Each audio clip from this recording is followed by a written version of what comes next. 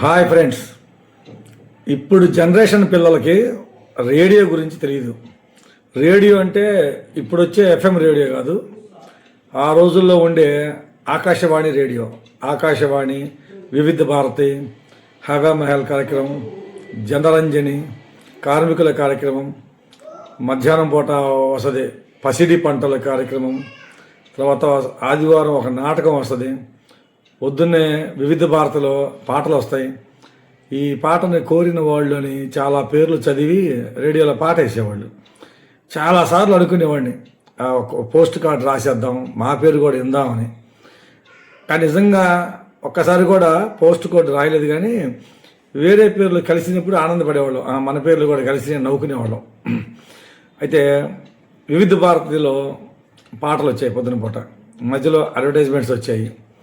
ఎక్కువగా రేడియోలో నేను వినే పదం హోటల్ విజయవాడ మమతా వారి సమయం అని చెప్పేవాళ్ళు. నేను అప్పుడు అనుకునేవాడిని, విజయవాడ ఇప్పుడు వెళ్ళాలి, హోటల్ మమతా ఎలా ఉంటుందో చూద్దాం అని.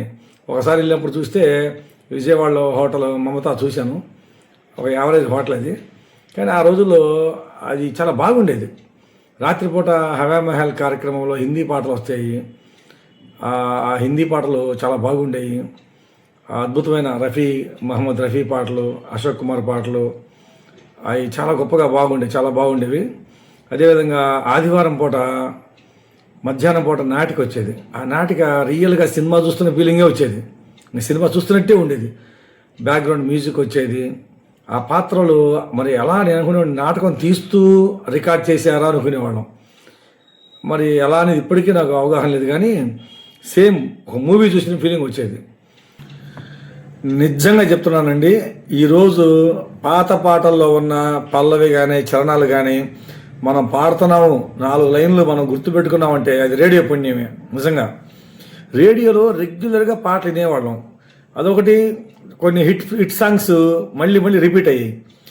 అప్పుడు చాలా కామ్గా ఉండేది, ఇంత పొల్యూషన్, ఇంత సౌండ్ పొల్యూషన్ ఉండేది కాదు. కాబట్టి రాత్రిపూట కానీ మార్నింగ్ కానీ పాటలు వింటుంటే అసలు అవి ఆ లైన్స్ అన్నీ అర్థమయ్యి మనకి. ఇప్పుడు పాత పాటలు సుమారు చాలా పాటలు మనం ఆ లిరిక్స్ చెప్పగలం. ఇప్పుడు పాటలు మనం చెప్పలేకపోవడం కారణం రెగ్యులర్గా వినే అవకాశం లేదు. ఫోన్లో కూడా టీవీలో కూడా రెగ్యులర్గా మనం సాంగ్స్ వినలేం. రేడియో ఏంటంటే ఓన్లీ వినికిడిదే, వినేదే, చూసేది కాదు కదా. అందువల్ల శ్రద్ధగా వినేవాళ్ళం, అన్నీ గుర్తుండేవి. ఇక నేను బాగా ఎక్కువగా ఎంజాయ్ చేసేది కార్మికుల కార్యక్రమం అనుకుంటా. అమ్మడో అనుకుంటా ఒక అతను వస్తాడు, బాబాయ్ గారు ఒక వచ్చింది. వాళ్ళిద్దరూ చక్కగా మాట్లాడుతూ ఉంటారు చాలాసేపు.